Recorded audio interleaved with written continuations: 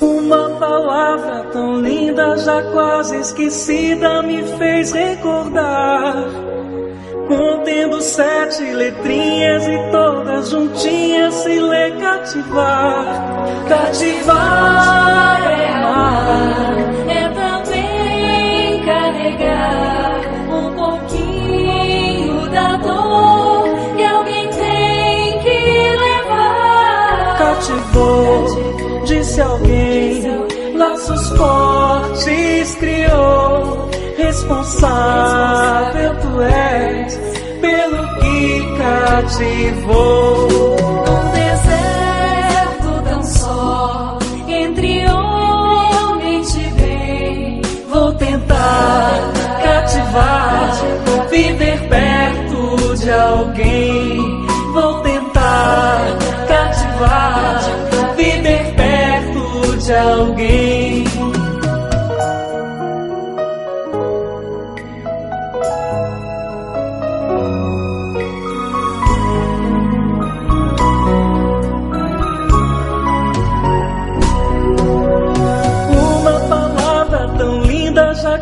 Esquecida me fez recordar. Contendo 7 letrinhas e todas juntinhas se lê cativar.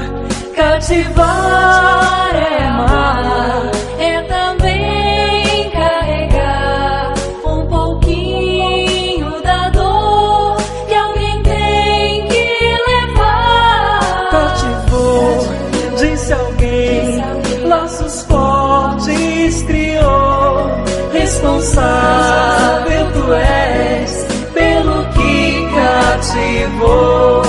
Num deserto tão só, entre homens de bem, vou tentar cativar, viver perto de alguém. Vou tentar cativar, viver perto de alguém.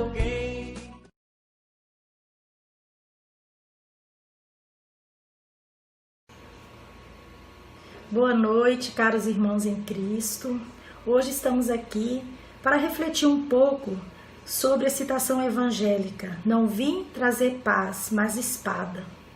Mas antes de iniciarmos a nossa reflexão, vamos elevar os nossos pensamentos ao céu, buscando a presença do nosso Deus de amor e bondade, do nosso mestre amigo Jesus, juntamente com a nossa Mãe Maria, sentindo toda a vibração de amor materno adentrando sobre nós.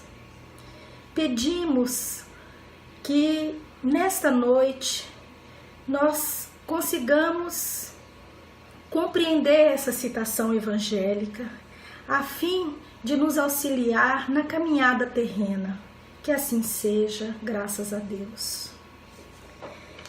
Falar dessa citação é um grande aprendizado, é uma reflexão profunda da nossa condução, da condução das nossas ações, de nós enquanto filhos de Deus aqui no plano terreno.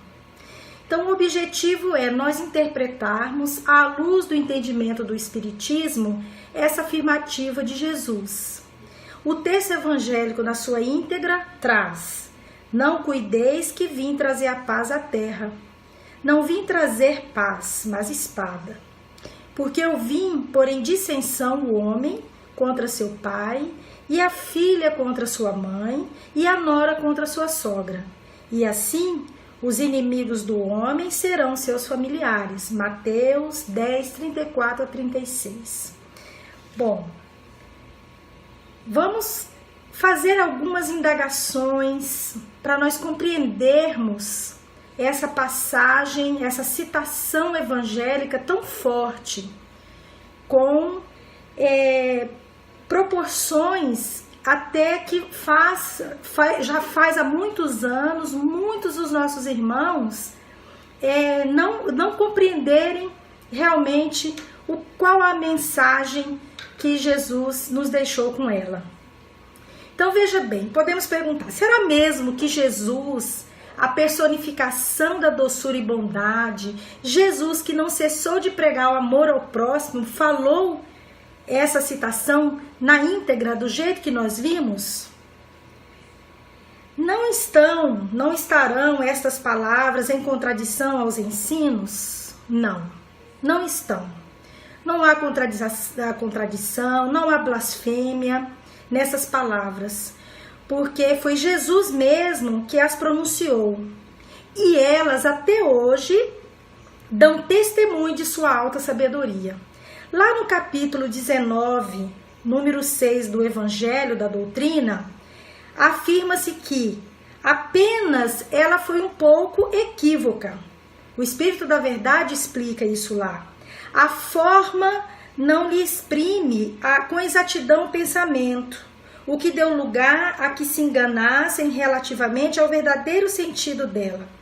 Mas é muito importante nós entendermos que na época apresentada por Jesus, Jesus vinha com essa citação proclamar uma doutrina que destruiria os abusos que viviam os fariseus, os escribas e os sacerdotes de seu tempo.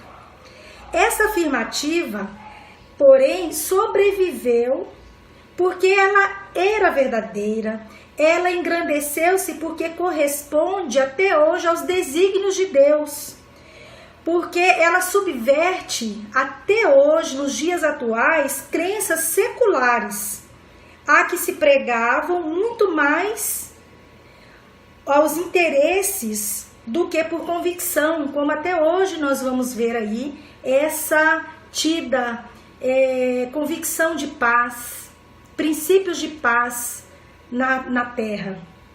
Então, naquele momento secular lá, na época de Jesus aqui na terra, lutas terríveis foram esperadas e foram determinadas, executadas contra os apóstolos e todos aqueles que pregavam a palavra de Jesus. Bom, diante desse contexto histórico, como que nós podemos interpretar este texto evangélico? Então começamos lá pela primeira citação. Não cuideis que vim trazer a paz à terra. Não vim trazer paz, mas a espada. Primeiramente, nós precisamos ter um cuidado em analisar essa citação evangélica, pois ela, se for interpretada exatamente, linearmente como ela traz, ela pode favorecer manifestações de lutas externas sob o jugo da espada. Fato que não deixa de representar uma perigosa insensatez, considerando o que é Jesus. Um guia, um modelo da humanidade, pautado em uma doutrina de amor e bondade. Segunda questão. Se nós vermos as leituras e as pesquisas, muitas indagações, muitas dúvidas e leitores assustados frente a essas afirmativas do Mestre Jesus. Mas é preciso considerar que o conceito de paz entre homens desde muito século foi profundamente viciado. Emmanuel nos traz claramente no livro Caminho, Verdade e Vida a interpretação sobre a paz de Jesus e sua espada simbólica. Diz assim: na expressão comum, ter paz significa haver atingido garantias exteriores, dentro das quais possa o corpo vegetar sem cuidados, rodeando-se o homem de servidores, apodrecendo na ociosidade e ausentando-se dos movimentos da vida. Ou seja, a paz na visão mundana é descuidar do corpo, é manter-se a serviço da vaidade, do poder, do egoísmo e do consumo desenfreado. Jesus, nessa citação, traz justamente a simbologia da paz como combate a essa visão de paz mundana. Um outro fato também muito interessante que Emmanuel nos alerta lá no livro Vinha de Luz, capítulo 105. Ele diz assim: Não te esqueças, contudo, de que a paz do mundo pode ser muitas vezes o sono enfermiço da alma. Então, é ilusória essa paz mundana. Ela tem tempo para acabar. Nós não vamos levar para outro plano, aonde é o nosso destino, essa paz enganosa.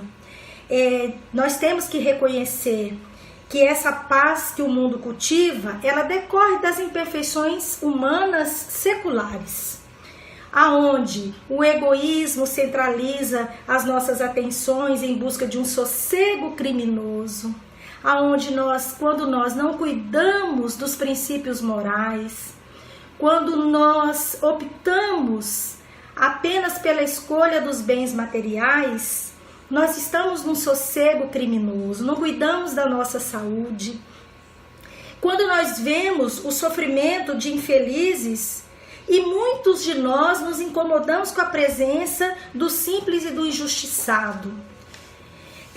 Nós sabemos que essa paz trazida secularmente neste mundo de expiação e prova é uma paz onde os poderosos se sustentam no acúmulo de riquezas ilusórias ou no poder político. É uma paz que trata os infortunados como se Deus concedesse milagres imerecidos a ele, em troca de quê? De bajulação à divindade. Então, quem segue uma doutrina cristã é considerado como, olha, você vai conseguir lá, porque como você é infortunado aqui, a sua paz vai estar garantida porque você bajula aí o seu Deus. É muito triste, mas são fatos que nós vemos corriqueiramente no nosso meio social.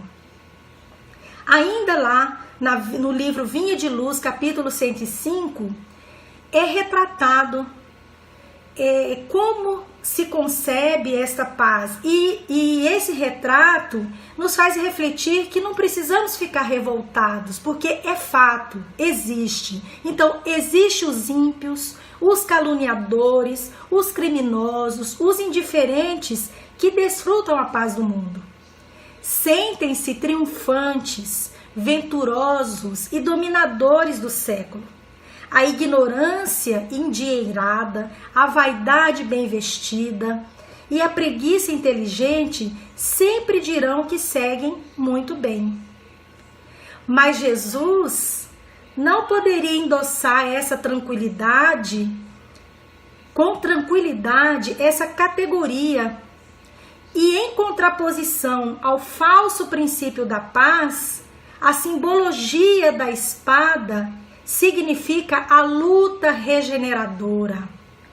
A espada simbólica é o do conhecimento interior que vai fazer a revelação divina a cada um de nós, que faz a revelação divina. Para quê? Para que nós possamos iniciar ou continuar a batalha do autoaperfeiçoamento, ou seja, a reforma íntima constante. Então, essa primeira citação, ela vem trazer justamente isso, que a simbologia da paz é a luta regeneradora diária, permanente que nós devemos ter. A segunda citação diz assim: porque eu vim pôr em dissensão o homem contra seu pai, e a filha contra sua mãe, e a nora contra sua sogra. Mateus 10:35. Pois bem, no ciclo da doutrina espírita, nós já conhecemos, compreendemos que há sucessivas reencarnações. Essas sucessivas reencarnações que nós participamos, elas nos aproximam de pessoas, mostrando que no plano familiar se encontra, na maioria das vezes, não somente nossos afetos, mas também os nossos desafetos. Então, esse termo dissensão ou discórdia passa a ser compreendida como uma divergência entre pessoas que pensam diferente, ainda que unidas pelo grau parentesco. Pois bem, diante desse ciclo democrático, esse ciclo aonde nós temos o livre-arbítrio de fazer a escolha, nós podemos exercitar neste momento a máxima do mandamento: amai-vos uns aos outros como a ti mesmo. Então é o momento de nós estarmos resgatando as nossas dívidas, resolvendo as nossas mazelas entre os pares. Isso é muito, muito salutar, muito importante para todos nós. A terceira e última citação, Mateus 10:36, diz: e assim os inimigos do homem serão os seus familiares. Bom, o que a doutrina espírita nos ensina? Que as pessoas que se desentenderam em outras vidas, em outras encarnações, estão hoje juntas, em geral, na maioria das vezes, congregadas dentro de uma mesma família. Bom, é o resgate que nós acabamos de falar, mas buscando o que nesse resgate? A harmonização indispensável para a nossa evolução. Veja como a compreensão dessa citação evangélica de Jesus toma um novo rumo de interpretação quando nós paramos para analisar, né? Uma outra citação que Jesus coloca sobre a paz está lá em João 14:27. Ele diz: deixo-vos a paz, a minha paz vos dou, não vou-la dou como o mundo dá. Olha só, podemos afirmar que Jesus veio nos tirar a paz enganosa, a que estamos acostumados há milênios de anos. E para que a sua paz, a paz de Jesus, se instale em nossos corações, é indispensável manejar essa espada. É preciso manejar essa espada simbólica destinada a iniciar uma batalha do nosso aperfeiçoamento. Com essa espada, o Mestre Jesus veio instalar o combate da redenção na terra. Consequentemente, hoje vivemos uma intensa luta frente à batalha. Uma batalha sem sangue, diferente lá na época de Jesus aqui na terra. Mas é uma batalha não menos endurecida, não menos carregada de maldade, de ilusões. E essa batalha sem sangue, ela é destinada à iluminação do caminho humano, uma verdadeira guerra contra esse mal. Nas palavras de Emmanuel, ele fala que com o auxílio da iluminação do Espírito da Verdade, nós conseguimos manejar essa espada da paz, essa espada simbólica da paz. Então, como nós podemos ver as contradições que nós supomos encontrar nos ensinos de Jesus são meramente aparentes, porque elas decorrem sempre da nossa escassa cultura religiosa. Algo viciado, aonde buscamos muitas vezes textos sagrados para a interpretação que melhor atenda às nossas aspirações mais imediatas. E hoje, essa pequena reflexão, essa breve reflexão, ela vem nos trazer o seguinte: que nós devemos reconhecer, por fim, que as palavras e expressões, todas as palavras e expressões de Jesus, pronunciadas por Jesus, deixada como legado no seu evangelho, elas estão embebecidas nas fontes de mais elevados conceitos da espiritualidade.